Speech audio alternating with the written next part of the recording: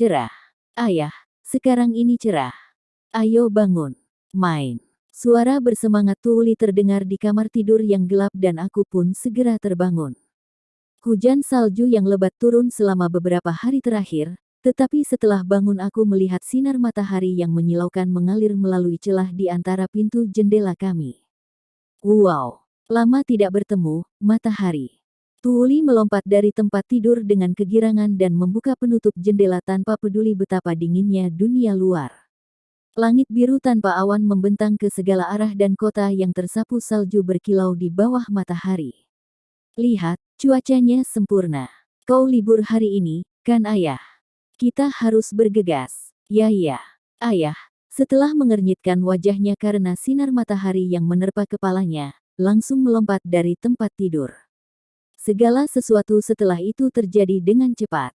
Tuuli dan ayah menyiapkan sarapan, menyiapkan beberapa barang, dan kemudian buru-buru berlari keluar. Aku baru saja menuju meja ketika Tuuli melewati pintu, memakai pakaian hangat setebal mungkin. Sampai jumpa, Main. Kami akan kembali dengan banyak parue. Aku melambaikan selamat tinggal pada Tuuli sambil berkedip dengan bingung. Apa itu parue? Aku menyelidiki ingatan Main dan mengetahui bahwa itu adalah buah yang menghasilkan minuman putih manis yang rasanya sangat enak. Tuuli bilang dia akan membawanya, tapi aku tidak begitu yakin bagaimana dia berencana melakukan itu. Ini sarapan pagi, Main. Aku harus pergi cuci pakaian. Mereka berdua akan membawa parue untuk kita, jadi aku akan sibuk sepanjang sore. Ibu mengiris roti yang tidak bisa aku potong atau iris sendiri dan aku celupkan ke dalam sup. Roti yang sudah dipanggang sampai keras dan hitam untuk mencegah jamur dan sisa sop tadi malam dengan tambahan susu adalah sarapan normal kami. Bahkan sebelum aku bisa sepenuhnya naik ke kursi, ibu mengumpulkan pakaian kotor yang menumpuk karena badai salju dan meninggalkan rumah. Aku duduk di dapur yang sekarang sunyi dan mengunyah sarapanku sendirian. Setelah selesai, aku mulai membuat keranjang, satu-satunya hal yang pernah aku lakukan dan dipuji oleh seseorang. Ayah dan Tuuli pasti sudah tahu kapan ibu akan pulang, karena mereka kembali dengan senyum lebar tepat setelah dia selesai menyiapkan makan siang. Sepertinya misi mereka sukses. Kami pulang, Ibu, Main.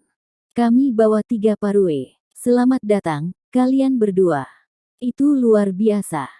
Aku sudah siapkan piring. Ibu menunjuk ke mangkuk yang sangat dalam dan pergi untuk mengambil sepotong kayu kering yang sangat tipis dari ruang penyimpanan, jenis yang digunakan untuk menyalakan api.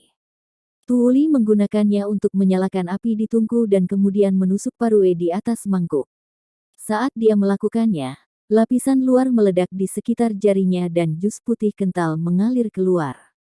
Wow, baunya sangat enak. Aroma manis menyelimuti rumah kami saat jus buah itu perlahan-lahan memenuhi mangkuk. Aku menelan ludah, ini adalah pertama kalinya aku mencium sesuatu yang manis setelah sekian lama. Ini pasti sesuatu yang akan memberiku kenangan manis. Tuuli mengambil mangkuk, memastikan tidak ada jus yang tumpah, dan ayah menggunakan beban tekan untuk menghancurkan jus buah. Parue itu luar biasa, Tuuli menjelaskan padaku. Jusnya sangat manis dan enak, dan kau bisa mendapatkan minyak darinya. Bahkan sisanya bisa digunakan untuk pakan ternak. Kita tidak memiliki hewan, jadi kita membawanya ke tempat Lutz dan menukarnya dengan telur. Kalau gitu, ku yakin banyak yang memperebutkannya.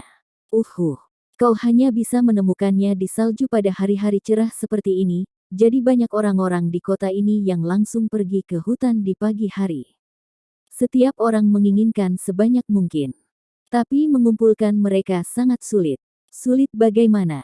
Tuuli membuat lubang di parue kedua dengan tongkat tipis dan sekali lagi perlahan menuangkan jus ke dalam mangkuk. Satu-satunya hal yang dapat aku lakukan untuk membantu adalah menahan mangkuk agar tidak jatuh. Untuk memetik parue di pohon, kau harus memanaskan dahan yang menahannya untuk melunakkannya, tapi kau tidak dapat menggunakan api ketika sampai di atas pohon. Kekuatan khusus pohon itu akan mematikan api. Jadi kau harus melepas sarung tangan dan menghangatkannya dengan tangan kosong. Kau harus melepas sarung tanganmu di musim dingin yang sedingin ini. Kedengarannya sulit. Itu adalah jalan langsung menuju radang dingin. Bahkan jika ayah dan Tuuli bergantian, memanaskan cabang dengan tangan kosong hanyalah pekerjaan yang buruk.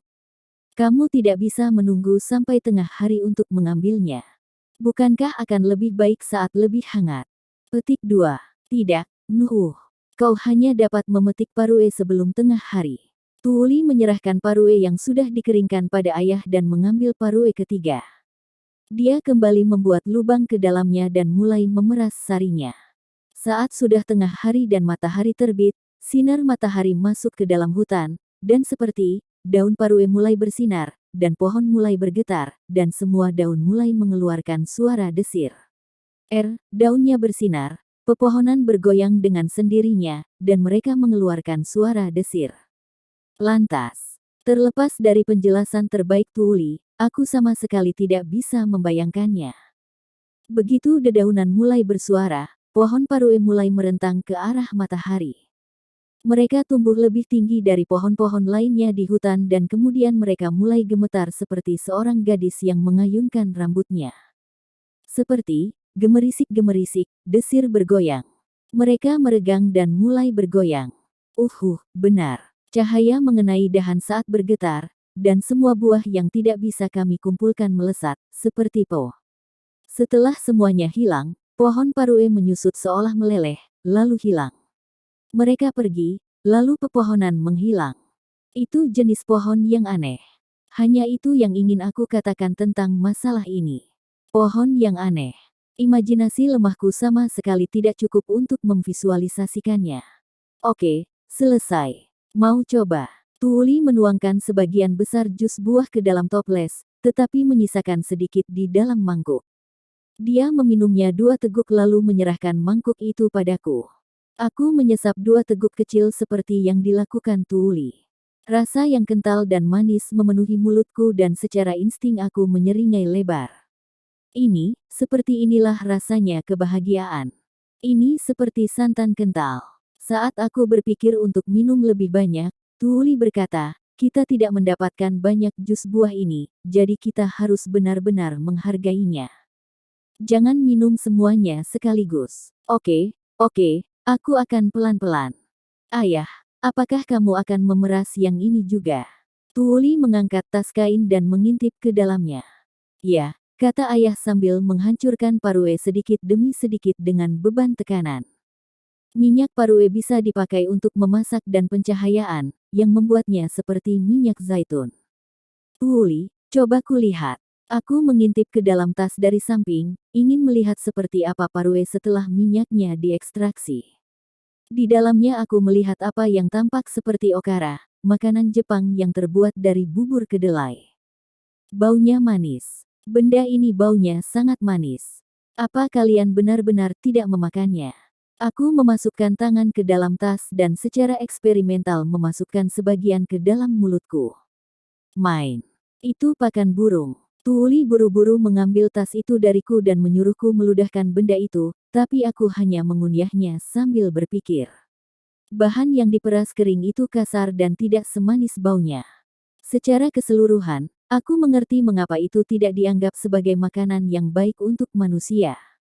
Tapi itu jelas bisa dipakai seperti okara, dengan cara yang baik. Aku mengambilnya sedikit dan menuangkannya ke dalam mangkuk jus buah untuk sedikit melembabkannya. Apa yang kamu lakukan, Main? Kupikir itu akan bisa dimakan jika aku melakukan ini. Sudah kubilang, itu pakan burung. Itu bukan sesuatu untuk dimakan manusia. Aku mengangguk dan memasukkan sebagian ke dalam mulutku. Itu sebenarnya cukup bagus. Jika aku mencampur sisa makanan dengan jus buah, dan idealnya menambahkan telur dan susu, aku mungkin bisa membuat pancake okara yang lezat. Ini bagus. Itu tidak bagus. Aku memasukkan sedikit sisa parue yang dicampur dengan jus buah ke dalam mulut Tuuli. Awalnya dia berteriak, apa yang kau lakukan? Tapi setelah beberapa saat, dia mulai mengunyah dengan ekspresi konflik di wajahnya. Oke, ayo pergi. Tuuli dan aku pergi ke rumah Lutz. Itu adalah lantai 6 rumah tepat di seberang kami dalam kluster bangunan melingkar yang membentuk lingkungan kami. Aku berusaha keras menaiki dan menuruni 2 set tangga untuk menukar sisa makanan dari 2 parue dengan telur. Cukup sulit mendaki 6 lantai setelah menuruni 5 lantai.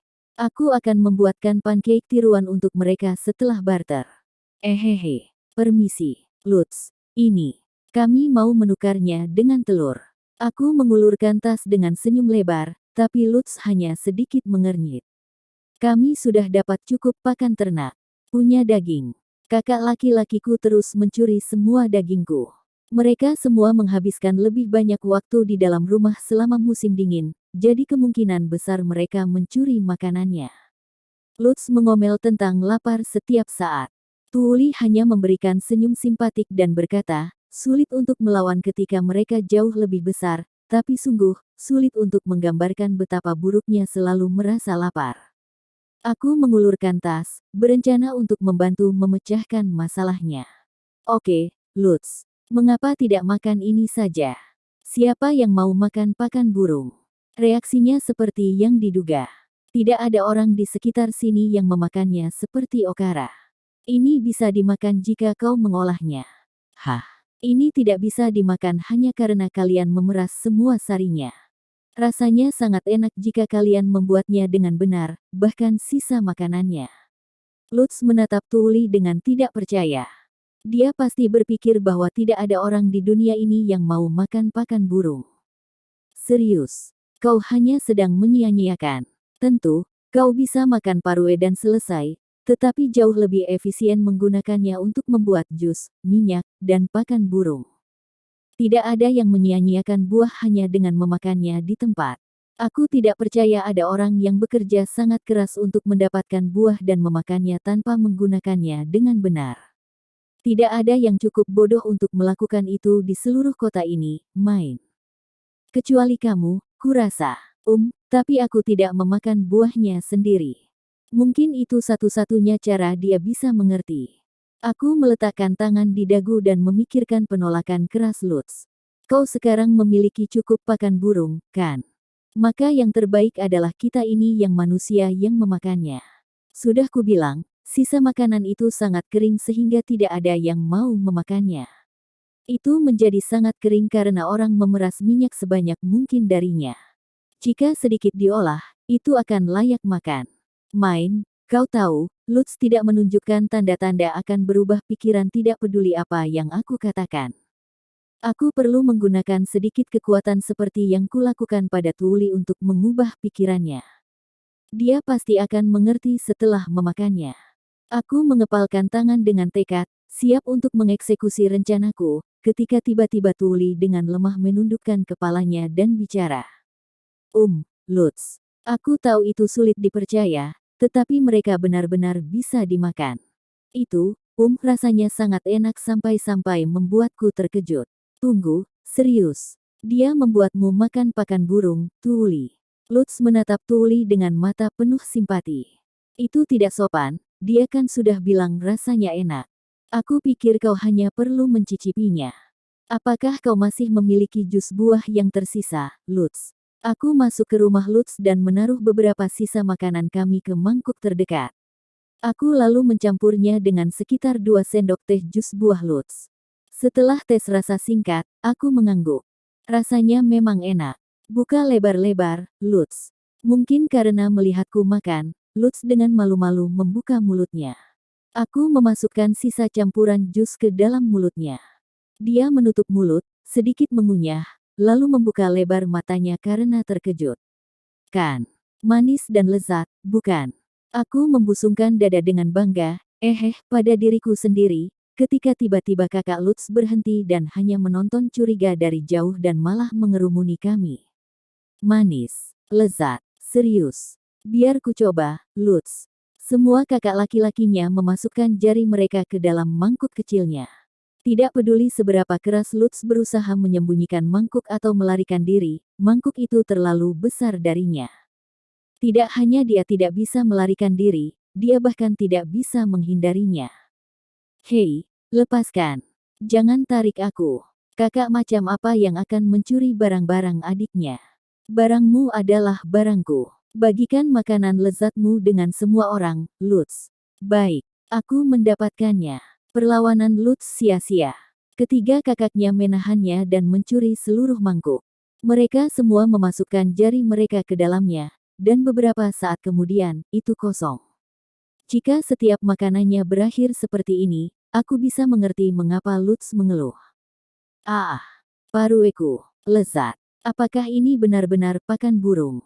Petik 2. Kakak-kakak Lutz benar-benar mengabaikan teriakannya dan menatapku, dengan mata terbuka lebar karena terkejut sama seperti Lutz. Ini mungkin kesempatan. Aku bisa membuat sesuatu yang lebih lezat. Sungguh, mereka semua menarik umpannya. Terlepas dari betapa jijiknya mereka semua memandang gagasan memakan pakan burung, mereka sekarang siap untuk meminta lebih, kemungkinan karena lapar. Ah, tapi aku mungkin butuh bantuan. Karena aku sangat lemah dan semacamnya.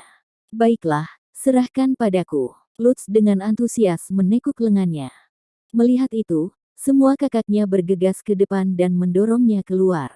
Kamu tidak mendapatkan semuanya untuk dirimu sendiri, Lutz.